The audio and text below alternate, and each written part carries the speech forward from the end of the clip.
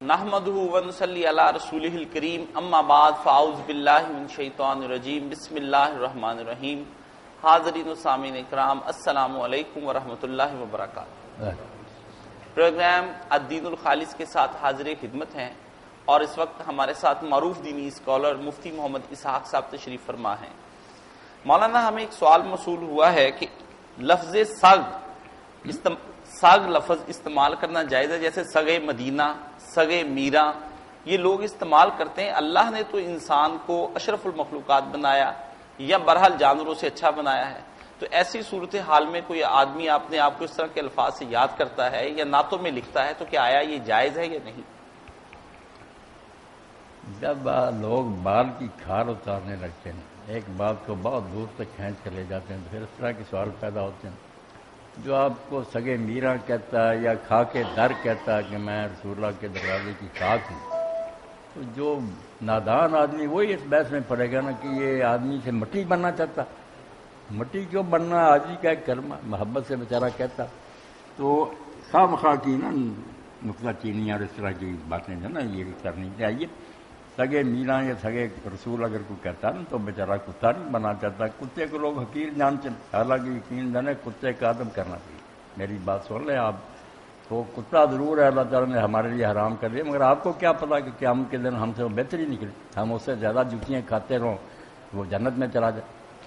ایک بات جو اللہ کے نیک بندے کی نا اس کو پلے باندھے. آپ لوگ سارے بے لحاظ سے بالکل گمراہ ہیں کہ کتا خنزیر جو اس کو سمجھتے یہ بہت حقیر چیزیں نہیں، یہ سب اعلیٰ چیزیں ہیں، صرف ہمارے لیے حرام ہے، استعمال نہیں ہم کر سکتے.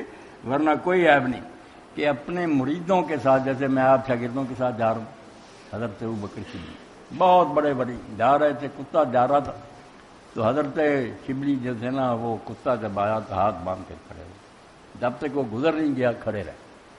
تو بچوں نے پوچھا کہ آپ نے کتے کا اتنا ادب کیا؟ تو آپ نے فرمایا وہ بولتا نہیں تھا، ہماری طرح بول نہیں سکتا، زبان حال سے یہ بات سمجھاتا. یعنی اس کو دیکھ کر یہ پتہ چلتا تھا کہ ماؤ تو از یک گلستان ہے ازما رحمتہ، ہم ایک ہی باغ کے دو پودے ہیں، ایک ہی باغبان نے لگائے ہیں، مجھ سے منہ نہ پھیر، گھر چلتا فطرہ گل کر دو مارا خار تھا. یہ مالک کی مرضی ہے، تجھے پھول بنا دیا مجھے کانٹا بنا دیا. اس لیے نادان لوگ سمجھتے ہیں کہ یہ حقیر ہے، وہ اللہ کی مخلوق ہے. میرے سامنے کہ بہت بڑے ہمارے بزرگ عالم سے مولانا غلام رسول قلعہ میاں سنگھ گزرا ہوا تھا. ایک مولانا غلام رسول آدھی پڑھی یہاں سے اہل حدیث، ان کی اولاد بھی بڑی عالم ہے. تو کتا دیکھا انہوں نے جس کو کیڑے پڑ گئے تھے، بیچارہ ٹھہر نہیں سکتا تھا، وہ کیڑے تنگ کرتے دوڑا پھرتا تھا. مولانا نے بھاگ کرنا بڑی محنت سے اس کو روک کر پکڑا، اپنے حجرے میں لے آیا، جیسے میرا حجرہ، باندھ لیا. اس کے زخم خود ہوتے تھے، دوائی لگاتے تھے. تو کئی لوگوں نے کہا آپ نے کتے کو رکھ چھوڑا. فرمایا شرم کرو، اللہ کا ایک جانور تنگ تھا، میں اگر اس کی خدمت کر رہا ہوں اللہ مجھے اس کا اجر دے گا. اس لیے یہ بےہودہ باتیں نہیں کرنی چاہیے، دوسرے کا مقصد سمجھنا چاہیے. اگر وہ سگے رسول کہتا میں حضور کے دروازے کتا ہوں، آج ہی کر رہا کہ حضور کا ادنا خادم، سچ مجھ تم نے بنا لیا کہ یہ کتا بننا چاہتا ہے. یہ تمہاری اپنی عقل کا قصور، تم خود گمراہ ہو گیا. خاک درے رسول اگر میں کہتا ہوں کہ حضور کے دروازے کی مٹی، تو ایسے کلمے جو آدمی سے کوئی کہتا ہے نا محبت سے، ان کو برا نہ منایا کرو، کچھ ادب سے بھی آشنائی ہونے. لٹریچر پڑھا کرو، پتہ چلے کہ لٹریچر کی زبان اور ہوتی ہے، ڈکشنریاں اور ہوتی ہیں. وسیم صاحب پوچھتے ہیں، ایک بات کتے کی اور یاد آئی کہ باجی بسامی جو ہے نا ان کو لکھتے ہیں شیخ فرید الدین عطار کہ باجی درمیان ماں ہم تو جبریل در ملا کا، جو فرشتوں میں درجہ ہے نا جبریل علیہ السلام کا، امت کے ولیوں میں وہ درجہ باجی کا بہت بڑے. تو تالاب تھا، اس میں چھوٹی سی پگڈنڈی تھی بنی ہوئی، ادھر بھی گندا پانی نیچے سے. تو یہ بھی جا رہے تھے، آگے سے کتا آ گیا، یہ پانی میں اتر گیا. کتے کو موقع دیا کہ وہ اوپر سے چلا گیا. تو شاگردوں نے کہا کہ حضرت کتے نے کون سی نماز پڑھنی، وہ پلید بھی تھا پہلے ہی، تو پھر کیا ہو جاتا پانی میں اتر جاتا. آپ نے فرمایا بیوقوفو، جو یہ ہے نا پلیدی لگ گئی کپڑوں کو، یہ جسم کو، یہ پانی سے دھل جائے گی، مگر جو غرور پیدا ہونا تھا نا کہ میں کتے سے بہتر، اس کو کوئی نہیں دھو سکتا. اس لیے تم کیوں سمجھتے ہو کتے کو کی وجہ سے میں اتر گیا. غرور سب سے بڑی بات. آدمی اللہ کے سامنے جھکا رہا ہے کہ مجھے اگر اس نے انسان بنا دیا، میں کوئی میرا میرٹ تھا، تو سرخاب کے پر سے مرضی اس کی. بات کی تہ تک پہنچا کر فضول باتیں نہ ان میں نہ پھنسا کر.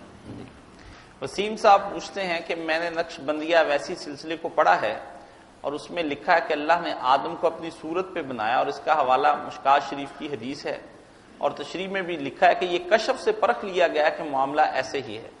آپ نے کلپ میں فرمایا نہ خدا کا کوئی جسم ہے اور نہ اس جیسا کوئی ہے. برائے کرم الجھن دور کر کے شکریہ کا موقع دیں، جزا فی الدارین کی دعائیں دیں. یہ سوال آپ نے کیا بالکل ٹھیک ہے. میں نے جو بات کہی نا اس میں تو امت میں سے کسی کا اختلاف ہی نہیں کہ اللہ کا نہ کوئی جسم ہے نہ اس کی کوئی صورت ہے، کوئی رنگ نہیں. اگر یہ چیزیں ہوں تو پھر تو ہماری طرح کا ہی ہونا تھا، چمکتا ہوگا زیادہ، مثل تو ہو گیا پھر ہماری طرح. اللہ نے جب کیا دیا لے سکتے مچھلی سے، دو چیزیں تم نے دیکھی سنی پڑھی، ان میں سے کوئی ہے اس کی طرح کی. اس لیے اللہ کے بارے میں تو بالکل دروازہ سیل ہے، کچھ نہیں سوچ سکتے کہ وہ کیا ہے. جو سوچیں گے کفر ہی ہماری حدیث اندر آ کے وہ پڑھے. اب جو حدیث پاک میں آیا کہ اللہ نے آدم کو صورت ہے، اب اس کے دو ترجمے کہ اللہ نے آدم کو اپنی صورت پر پیدا کیا یا آدم کو اس آدمی کی صورت پر پیدا کیا. پہلے فکر ہے کہ کسی کے منہ پر تھپڑ نہ مارو، بات یہاں سے شروع ہوتی ہے کہ کسی پر ناراض بھی ہوگا اور حصہ جسم کو مار لو، چہرے پر نہ مارو، کیونکہ اللہ نے آدم کو وہ اس کی صورت پر رہا، یہ تمہارے باپ کی صورت ہے، چہرے پر کیوں تھپڑ مار رہے. ایک ترجمہ تو یہ ہے، یہ اس پہلے فکرے سے بالکل مناسب ہے. اس کے منہ پر تھپڑ نہ مارو، منہ جو ہے نا آدم کی شراکت ہے، باقی جانوروں کی طرح نہیں. تمہارے باپ آدم کو اس کی صورت پر جس کو تم مار رہے نا پیدا کیا، یہ ترجمہ بہت اصلی اور کھرا. دوسرا کہ اللہ نے آدم کو اپنی صورت پر پیدا کیا. وہاں سب مانتے ہیں کہ صورت اگر ناک نقشے کو کہا نا جسم کافر، صورت سے مراد پھر صفت جو اللہ تعالیٰ کی 7 صفتیں ہیں. یہ باریک بات ہے کہ اللہ تعالیٰ کی بہت شانیں ہیں، مگر جو 7 صفتیں ہیں نا حیات، سمع، بصر، ادراک، علم وغیرہ کئی مرتبہ بیان کرتے ہیں. یہ دہرا دیں نہیں کسی وقت تاکہ پتہ لگے کہ 7 چکر طواف کے کیوں ہیں، 7 صفا مروہ کے پھیرے کیوں ہیں، 7 کنکریاں کیوں ہیں. 7 صفات ہیں اللہ کی جن پر اس کی خدائی کیا ہے. باقی سب شاخیں ہیں. وہ 7 صفات جو ہے نا وہ امہات ماں ہیں سب صفتوں کی. تو آدم میں اللہ نے ان سب کا نمونہ پیدا کیا. وہ بھی حی ہے، ہمیں بھی حیات تھوڑی بہت دی ہے. وہ سمیع ہے، سنتا ہے، ہمیں بھی سننے والا. بصیر ہے، دیکھتا ہے. علم ہے، قدرت ہے، ارادہ ہے. یہ 7 صفات جو اللہ تعالیٰ کی ہے نا اس کا تھوڑا تھوڑا نمونہ بہت محدود پیمانے پر اس نے انسان میں بھی رکھا. اس کو کہہ دیتے ہیں کہ اللہ نے آدم کو اپنی صورت پر یعنی اپنی صفت پر جو صفات ہیں نا، یہ دونوں باتیں تھیں. یا تو جس کو مار رہے اس کے منہ پر نہ مارو کیونکہ منہ تمہارے باپ آدم کو اللہ نے امتیازی شان دی، شکل تمہارے باپ کی تھی. یا یہ ہے کہ اللہ نے آدم کو اپنی صورت پر یعنی اپنی صفات کا نمونہ اس نے پیدا کیا. بہت لمیٹڈ اور محدود، تھوڑا سا نہ ہونے کے برابر. کیا ہے ہماری زندگی کہ جب چاہے جی جب چاہے چھین، اور زندگی میں جیسا رکھنا چاہا تندرست رکھے یا لولا لنگڑا رکھے. اللہ کی حیات ایسی ہے کہ ازلی ابدی ہے، نہ اس کا کوئی شروع نہ آخر. کئی لوگ سوال کرتے ہیں اللہ تعالیٰ کب سے؟ یہی ایک دہریے نے امام جعفر صادق سے پوچھا. انہوں نے کہا بیوقوف یہ سوال ہی غلط ہے. تو وہ بتا زمانہ جب اللہ نہیں تھا تب میں بتاؤں کہ فلاں وقت. جو پہلے نہیں تھا کسی وقت سے شروع اللہ ہے، وہ تو مخلوق ہے. اللہ وہ ہے جس کا نہ کوئی آغاز ہے نہ. اب یہ بات انسانی عقل کی گرفت سے باہر. آپ 1000 عقل دلائے سرا چاہتے ہیں کہ کوئی سرا تو آ جائے اربوں کروڑوں بارے بارے نہیں. ادھر نہ لکیر ختم ہوتی ہے نہ ادھر ہوتی، نہ شروع آتا نہ خیر. اس لیے اللہ کے بارے میں اس کی حیات ہی جو نا ازلیت تبدیل ہے. اس کو ہی سمجھنے سے انسانی عقل کافر. کس طرح پتا چلے نہ کوئی شروع آتا نہ خیر آتا. ماشاءاللہ. تو 7 صفات ہیں یہ اللہ تعالیٰ کی جو اس کا نمونہ نا انسان میں رکھا گیا. اور جب آدمی طواف کرے صفا مروہ پر کھڑا ہو اور ہاتھ میں کنکریاں مارے، ایک ایک صفت ذہن میں لائے. جیسے آپ پہلا چکر لگائے نا، میں ایک نمونہ دیتا، اس حیات کو یاد کرے کہ اللہ تعالیٰ زندہ ہے، ایسا زندہ نہ اس کا شروع ہے نہ اخیر نہ اس کو موت ہے. آدمی اس سے حیات طیبہ مانگے، حیات طیبہ، کہ ہم انسان کو بھی پاکیزہ زندگی، اس کا نمونہ مانگے کہ مجھ کو بھی زندگی دے تو پاکیزہ زندگی دے. بس علم کی بات آئے تو علم میں نافع مانگے کہ اللہ تعالیٰ تو علیم ہے، مجھے بھی اس علم میں سے ایسا علم دے جو نفع. ہر چکر میں ایک ہی صفت کو یاد کرے، اس چکر میں اسی کے مطابق ہی دعائیں کرے. سمجھ آیا سننا کہ اللہ ہر شے کو سن رہا ہے، پہلی بھی آنے والی سب اس کے سامنے. اس وقت اللہ سے مانگے کہ اللہ پاک بنتا ہے وہ لوگ بات سنتے ہیں اور اچھی بات کی پیروی کریں. یہی مانگے پھر یستمعون القول فیتبعون احسنہ۔ اللہ مجھے بھی ایسے کان دے جو حق کو سنے اور پھر اس کے مطابق یہ ایک نمونے کی بات جی تو پھر پتہ چلے گا یہ طواف کے ہمارے سلام رہو، ورنہ رسمی۔ تو دو معنی میں نے بیان کر دی کہ یا تو آدم کو اس بندے کی صورت پر پیدا کیا جس کو تم تھپڑ مار رہے ہو، اس کے کم از کم چہرے کا تو لحاظ کرو، یا دوسرا کہ آدم کو اللہ تعالیٰ نے اپنے نمونے پر پیدا کیا، تھوڑی تھوڑی صفات اس نے دی۔ ایک دوست پوچھتے ہیں مولانا صاحب دین کا مطالعہ شروع کیا ہے، اب تھوڑی سی رہنمائی درکار یہ ہے کہ کچھ لوگ کہتے ہیں کہ ابن تیمیہ اور ابن قیم کو صوفیزم کی کوئی خبر نہ تھی، وہ خواہ عمر بھر صوفیہ کو بدنام کرتے رہے ہیں۔ صوفیہ بھی یہ کہتے ہیں کہ ہم نے بھی مراقبہ کر کے دیکھا ہے وہ دونوں صوفی نہیں تھے، صرف عالم تھے۔ آپ فرمائیں کہ ان کی رائے کہاں اور کس حد تک درست ہے؟ صوفی حضرات جو ہے نا اللہ تعالیٰ ان پر رحم کرے، چلو لفظ پر ہم نہیں کوشش کرتے، مگر آج تک یہ بتا ہی نہیں سکے کہ یہ صوفی لفظ نکلا کہاں سے، کیا معنی صوفی کا۔ کچھ کہتے ہیں یہ صوف سے نکلا کہ اون پہنتے تھے پہلے درویش، اس لیے صوفی کہلاتے ہیں۔ کچھ کہتے ہیں نہیں یہ اصحاب صفا کی طرف منسوب ہے کہ اصحاب صفا جیسے درویش تھے یہ بھی ان کے راستے پر چلتے ہیں۔ وہ گرامر والوں نے کہا یار صفا سے صفی بنتا ہے، واؤ نہیں آتی نا شادت، یہ شاد کہاں گی صفیون، یہ صوفی کیا پھر ہار جاتے ہیں۔ آخر میں انہوں نے یہ پناہ لی کہ یہ صوفی جو ہے نا فلاسفی، وہ یونانی لفظ جو حکمت و علم اس سے نکلا۔ اس طرح طرح طرح کی باتیں کرتے ہیں، خود ہی نہیں پتا اپنے شجرہ نسب، نہ یہ قرآن میں آیا نہ حدیث میں آیا، وہاں مومن متقی اور لفظ صوفی کوئی نہیں آیا۔ تو ابن تیمیہ اور ابن قیم اگر کہنا ان معنوں میں صوفی تھے کہ چلے کاٹتے تھے اور اس طرح کی غیر شرعی نہیں، وہ ان چیزوں کو ختم کرنے والے تھے، انہوں نے دین کو زندہ کیا۔ اور اگر صوفی کا معنی ہے کہ اللہ سے محبت کرنے والا، رسول کے سے محبت کرنے والا، اخلاص، تقویٰ، پرہیزگاری، ان دونوں سے بڑا کوئی صوفی نہیں۔ اس کی کتاب ابن قیم کی مدارج السالکین ہی پڑھ لیں، آنکھیں کھل جائیں۔ بڑے بڑے لوگوں نے اس کو پڑھا، سب مانتے ہیں کہ کوئی نہیں سبب کو اتنا سمجھتا۔ ہاں مناظر السائرین تھی جو شیخ الاسلام ہروی نے لکھی تھی سبب پر، اتنی گہری کتاب کہ ہم اس کو سمجھتے ہیں محمد ابن قیم نے حل کیا۔ مدارج السالکین بین ایاک نعبد و ایاک نستعین، ایاک نعبد سے لے کر ایاک نستعین تک کتنے اسٹیشن آتے ہیں، یہ بات میری آپ کی سمجھ میں آتی کہ یہاں سے چلتے ہیں راستے میں کتنی منزلیں، صبر، شکر، رضا وغیرہ، ان کو پھر دین سے بیان کیا، ان کے حوالے دیے، وہ کس طرح پیدا ہوتی ہیں۔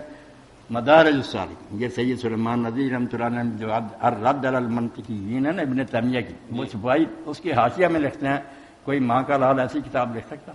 کسی کو پتہ ہی نہیں کہ اللہ کی طرف جاتے جاتے راستے میں کون سی منزلیں آتی ہیں، اور وہ سب انہیں حاصل کی، یہ نہیں بیان ہی کیا، اس کے مالک تھے، بہت اللہ کے ولی اور درویش تھے، مگر وہ دین کے مطابق صوفی تھے، اگر صوفی کہنا ہے، ورنہ بالکل مومن اور متقی لوگ۔ جی ایک دوست باسط جوید صاحب یہ کہتے ہیں کہ آپ نے مولانا اتنی بات میں اس سلسلے میں کیا کہ ابن تیمیہ رحمۃ اللہ علیہ جیسے ہمارے آج کل متصدر لوگ، اس طرح انہوں نے تصور کے بارے میں کچھ سختی کی کہ شیخ اکبر ابن محی الدین جو تھے، محی الدین ابن عربی دوسرے، ان کی باتوں کو نا کچھ ایسا بیان کیا وحدت الوجود کو، جیسے گمراہ صوفی کہتے ہیں ہم ہی خدا ہے، بات کی ضرورت نہیں۔ انہوں نے یہی سمجھ کرنا کہ ابن عربی کا مطلب ہے بہت برا بلا کہا کہ ابن عربی جو ایسا ایسا، حالانکہ ابن عربی جو تھے نا انہوں نے اماموں کی بات کسی کی نہیں مانی، دنیا میں صرف ایک کی بات مانی، وہ بھی اس لیے کہ وہ رسول اللہ سے لیتا، ابن حزم۔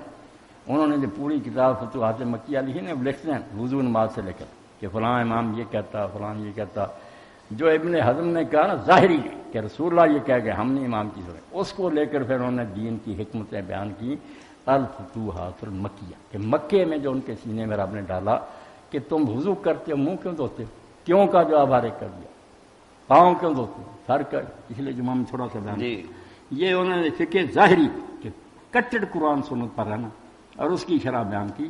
بہت عبادت گزار اللہ کے ولی جو وحدت الوجود ہے نا، لوگوں نے جو مرضی بنا لی، وحدت الوجود کیا کہ ثانی صاحب فرماتے ہیں کوئی تھوڑا پڑھا ہو حافظ کسی بستی وہاں آ جائے جو 14 قرأتیں پڑھا ہوا اور تجوید کا، تو لوگ تعارف کرائیں یہ ہمارے حافظ صاحب بھی قاری ہیں، تو قاری صاحب کہیں میں کہاں قاری ہوں، قاری تو یہ ہے، تو اس نے یہ کہہ دیا کہ میں یہ بن گیا، وہ تو اپنے آپ کو مٹا رہا ہے کہ اس کے سامنے میری کیا چیز۔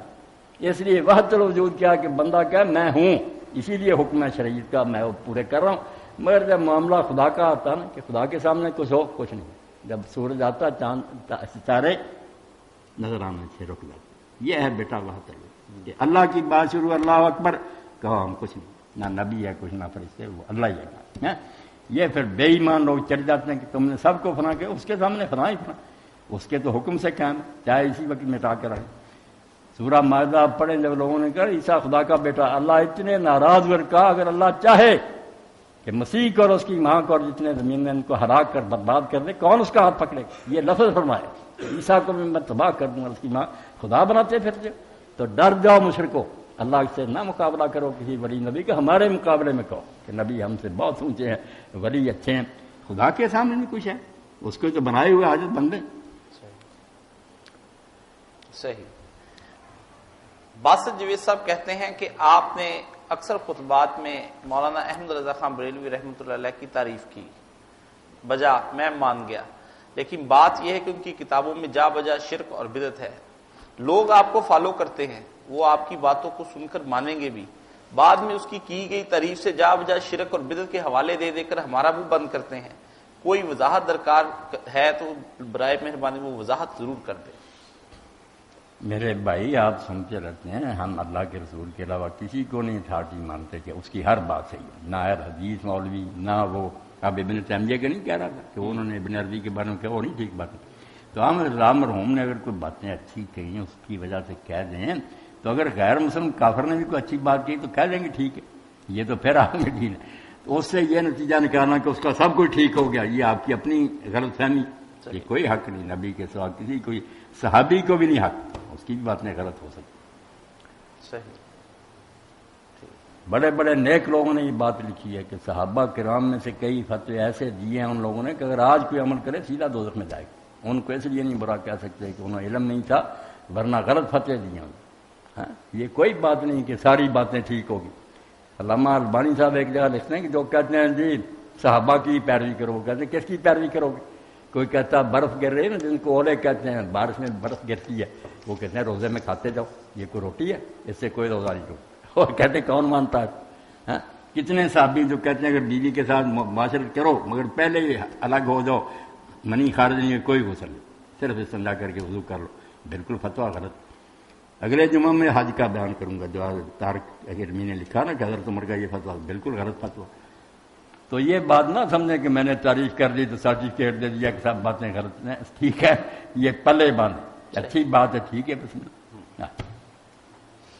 عمران صاحب پوچھتے ہیں کہ بچے کے عقیقے کے لیے 7ویں دن اگر نہیں وہ عقیقہ کر سکا اور کوئی گنجائش نہیں پیدا ہو سکی اور بعد میں بھی تنگ دستی غالب رہی، ایسی صورت میں اسلامی شریعت میں اس شخص کے لیے کوئی معافی یا نیک نیت ہونے پر اجر مل سکتا ہے؟ عمرہ تو ہر حکم شریعت پورا کر سکتے ہیں، جن لوگوں پر مفلسی ہے وہ ان پر رحمت ربانی کی برکھا بھی برستی ہے، یہ دونوں جگہ محرومی بڑی برکھا برسی، بالکل نا، وہ جنتی کوئی بات نہیں، اگر ان کے پاس نہیں تو ان کا عقیقہ ہی عقیقہ، وہ بیچاروں نے کیوں کرنا، جن کے پلے ہے نا کچھ وہ عقیقہ ضرور ہے، مسکین اور فقیر لوگوں کو کوئی نہیں، بس وہ دعا کرے۔ مولانا اسی کے ساتھ یہ بھی اس بات کا بھی ضرورت باقی اگر عصفور بھی جیسے امام مالک مطلب میں لکھتے ہیں نا کہ چڑیا ہی پکڑ کر ذبح کر دیں اللہ کے لیے، وہی شوربہ بنا کر کھلا دیں، سنت پوری کر کہ نیاز دے دی ہم نے اللہ۔ مولانا اس کے ساتھ یہ بھی فرما دیں کہ اگر سارے مسئلے بیان مسائل اس میں تو آپ نے بڑا اچھا یہ بتایا کہ چڑیا والا، لیکن ساتھ میں یہ مرغی بھی کر سکتا، واہ کبوتر کر،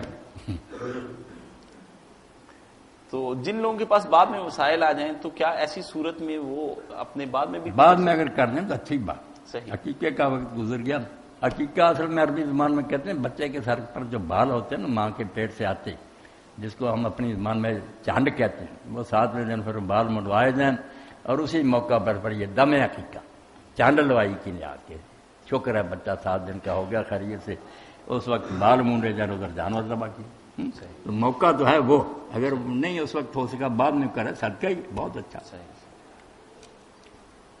عمران صاحب پوچھتے ہیں کہ والدہ بریلوی ہیں، والد مرحوم کا 40واں کروانا چاہتی ہیں، میں اہل حدیث ہوں، بدعت سے متنفر ہوں، کوئی مشورہ عنایت فرمائیں کہ شامل ہو جاؤں یا رسم کے دن گھر سے نکل جاؤں؟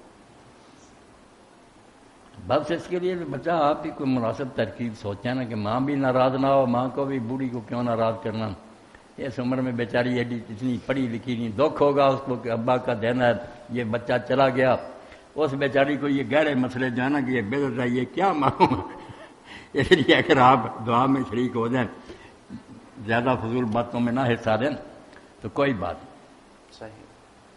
ایک صاحب پوچھتے ہیں کہ کیا شوہر مردہ بیوی کو غسل دے سکتا ہے، اسے قبر میں اتار سکتا ہے، کاندھا دے سکتا ہے یا نہیں؟ مردہ بیوی کو، میت ایک شوہر اپنی مردہ جو ہاں بیوی دے فوت سکتا، بالکل بیوی کو دے سکتا۔ یہ جو کہتے ہیں نا ختم ہو گیا نکاح اس لیے نہیں دے سکتا، یہ بھی بات ہے ان کی غلط۔ صحیح۔ قبر میں بھی اتارنے نہیں دیتے کہ تم نہیں، اب تم اس کے محرم نہیں رہے، اس میں تم الگ ہو جاؤ، اس میں یہ صحیح۔ ان کی ایسی بات کہ خامن کا تعلق بالکل ختم ہو گیا، بیوی اگر ان کو غسل دینے لائے اس کو کہتے ہیں ٹھیک، کیونکہ ابھی اس کی عزت میں ایسی اپنی طرف سے کیسی باتیں کری ہے۔ یہ خامن بیوی دونوں ایک دوسرے کو غسل بھی دے سکتے، خامن دے دے بیوی دے دے، ان کا کیا آپس میں پردہ، کچھ نہیں۔ کیا سب نبیوں کو مہر نبوت عطا ہوئی؟ ڈاکٹر عابد یو کے سے یہ بات پوچھتے ہیں۔ ڈاکٹر صاحب مہر نبوت جو ہے نا، رسول اللہ کے کندھوں کے درمیان گوشت تھا، ابھرا ہوا اتنا اونچا تھا، اور گرد اس طرح گول بہرا تھا، سیاہ تین جیسے یہ میرے اس طرح ہلکا تھا، یہ سارے گول دائرے میں بنے ہوئے تھے، ان پر چھوٹے چھوٹے بار تھے، درمیان میں انڈے کی طرح نا گوشت بھرا ہوا تھا۔ حضور کا یہ نشان پچھلی کتابوں میں بیان ہوا تھا کہ اس کے دونوں کندھوں کے درمیان یہاں گوشت بھرا ہوا ہوگا، ہلکے کے درمیان گول تینوں کا ہلکا ہوگا، خالد کے الاتن، اور ان میں وہ ہوگا، یہ باقی نبیوں کا نہیں، حضور کی خاص بات بیان ہوئی صلی اللہ علیہ وسلم۔ ایک صاحب پوچھتے ہیں کہ مولانا امام محراب سے تھوڑا سا باہر کیوں کھڑا ہوتا ہے؟ محراب کی حیثیت شریعت میں کیا ہے؟ اس کا کہنا کہ حضور علیہ الصلوۃ والسلام کے دور میں ایسی محرابیں نہ تھی، سجدہ تو محراب کے اندر کرتے ہیں، پاؤں باہر، تو جب سجدہ ہو جاتا ہے تو اندر کیوں نہیں کھڑے ہوتے؟ اب اس بارے میں دو باتیں، کچھ تو کہتے ہیں کہ ہر مسجد جو ہے نا اس کے محراب سے امام کو باہر کھڑا ہونا، اس کی وجہ وہ یہ بیان کرتے ہیں کہ محراب مسلمانوں کی مسجدوں میں نہیں ہوتا تھا، جیسے قرآن میں آتا کہ زکریا علیہ السلام محراب میں کھڑے تھے، تو یہ گرجے جو ہے نا ان میں ہوتا تھا کہ آگے ایک جگہ ہوتی جس میں بشپ یا پادری جو نا کھڑا ہو کر ان کو پریئر کراتا تھا، اس لیے اس میں جو نا پورا ہی گھس جائے تو پھر وہ اہل کتاب کا آدمی یہود نصارہ والا ہی کام کرتا۔ اگر بعد میں یہ بن بھی گئے تو مسجد میں پیچھے کھڑا ہو، ذرا سجدے کی کوئی بات نہیں، پاؤں اس کے باہر ہونا چاہیے۔ کچھ یہ کہتے ہیں کہ امام ابو حنیفہ رحمۃ اللہ نے یہ صرف کوفہ کی مسجد کے بارے میں کہا تھا، لوگوں نے اس کو عام ہی کہہ دیا، وہ یہ ابو الکلام وغیرہ بیان کرتے ہیں کہ کوفہ کی مسجد جو تھی نا وہ ظالم حاکموں نے لوگوں کی زمینیں چھین کر نا زبردستی، مکان کے مالک دیتے نہیں تھے، انہوں نے زبردستی چھین لی، تو مغصوبات غصب کی ہوئی تھی، اب ان میں نماز نہیں ہوتی، بالکل ناجائز اس جگہ تھی، اس لیے کہتے تھے کہ تم باہر کھڑا تو ہو جائے۔ یہ دو توجیہ ہیں۔ تو ایسی صورت میں کیا کرنا چاہیے آج، جبکہ ایسی صورت کوئی نظر نہیں آتی؟ نہیں کوئی بات نہیں، محراب میں کھڑا، محراب میں کھڑا، صحیح۔ طاہا صاحب پوچھتے ہیں کہ مولانا صاحب ایک روایت مصنف امام ابن ابی شیبہ میں ہے کہ حضرت عمر کا روضہ رسول صلی اللہ علیہ وسلم پر حاضر ہونا دور قحط میں اور سیرابی کی درخواست کی انہوں نے، نبی علیہ الصلوۃ والسلام کسی کی خواب میں آئے اور کہا ضرور سیراب کیا جائے گا۔ دوست کہتا ہے یہ روایت صحیح ہے، اور آج امت روضہ انور پر جا کر اگر ایسی ہی استدعائیں پیش کرے تو جو لوگ روضہ انور پر درخواست سے کرتے ہیں وہ صحیح ہے یا نہیں؟ یہ جو ہے نا مصنف ابن ابی شیبہ کے روایت، یہ حضرت عمر گئے ہے اور انہوں نے پھر نا کہتے ہیں ایک آدمی نے خواب میں دیکھا کہ حضور نے کہا عمر سے کہو کہ وہ بارش انہیں ملے گی، جی، تو پھر انہوں نے بارش کی دعا کی تو اللہ تعالیٰ نے دے دی۔ یہ جو کہتے ہیں نا روایت صحیح روایت نہیں تھی، یہ فتح الباری کے اشن امام ابن باز نے نا ساری وضاحت کی ہے، راوی نہیں اس کے ٹھیک ہے، علامہ البانی صاحب نے اس پر بحث کی ہے۔ وفات کے بعد کسی نے حضور سے جا کر نہیں کہا کہ یہ کریں ہمارے لیے، زندگی میں دعائیں کراتے، اب بھی یہی طریقہ۔ آپ نے دیکھا نا کہ صحیح جو روایت ہے کہ حضرت عباس کو لے گئے رسول اللہ کے چچا کو اور کہا اللہ کے رسول جب تھے ہم ان سے دعا کراتے تھے، اب ان کی چچا ہے، تو انہوں نے پھر دعا کی تو اللہ تعالیٰ نے بارش دی، نبی علیہ السلام کو نہیں کہا، چچا کو حوالہ تو دیا کہ یہ رسول اللہ کے چچا ہے، بڑی بات ہے۔ مولانا اسی صورت میں آج کل ایک کتاب مطالعے سے گزری ہے دربار نبوت میں حاضری، مولانا مناظر احسن گیلانی صاحب کی، انہوں نے نبی کریم صلی اللہ علیہ وسلم کو پکار کے ان کے روضہ پر امت کی جو حالت ہے وہ سنائی ہے، اور اس کے بارے میں وہاں پہ یہ بھی کہا ہے کہ امت کی بگڑی بنانے کے لیے کچھ کیجئے، اللہ سے دعا کیجئے، یہ ایسی چیزیں جو ہمارے بڑے بڑے علماء لکھ دیتے ہیں جن کے عقائد بھی صحیح ہیں، تو یہ کیا قائد صحیح ہے. بات یہ ہے کہ اگر تو آدمی سچ مجھ سمجھے نا کہ میں سنوا رہا ہوں، حضور سن رہے ہیں، حضور نے کرنی، تو پھر تو بات غلط ہے، اس کا دین میں کوئی ثبوت نہیں. اور اگر یہ باتیں نہیں، صرف دکھی آدمی اپنے مصائب کا اظہار کرتا، جیسے ماں میری مر چکی ہے، پتہ نہیں اس کے سال میں اللہ بخشے، تو میں کسی موقع پر تنگ کر کے ہائے اماں ہائے اماں، تو ماں نہ سنتی ہے نہ سنانا، اپنے دکھ کا اظہار فریاد کر. اس لیے اگر امت بھی کسی وقت چیختی ہے کہ اللہ کے رسول ہم تو مر مٹ گئے، تو رسول اللہ نے کیا سننا اور کیا سنوانا؟ اپنی جو شکایت ہے نا کر اللہ سے رہے، مگر صرف اظہار جذبات کا ایک طریقہ، اس میں تو کوئی حرج نہیں. سچ میں سمجھے نا، سن رہے ہیں سنا رہا پھر غلط. مولانا حالی نے جو لکھی ہے خاصہ ہے خاصان رسول، اس کے بارے میں بھی وہ بھی ایسا ہی. صحیح. اسی کے ساتھ ہم پروگرام ختم کرتے ہیں. وآخر دعوانا ان الحمدللہ رب العالمین.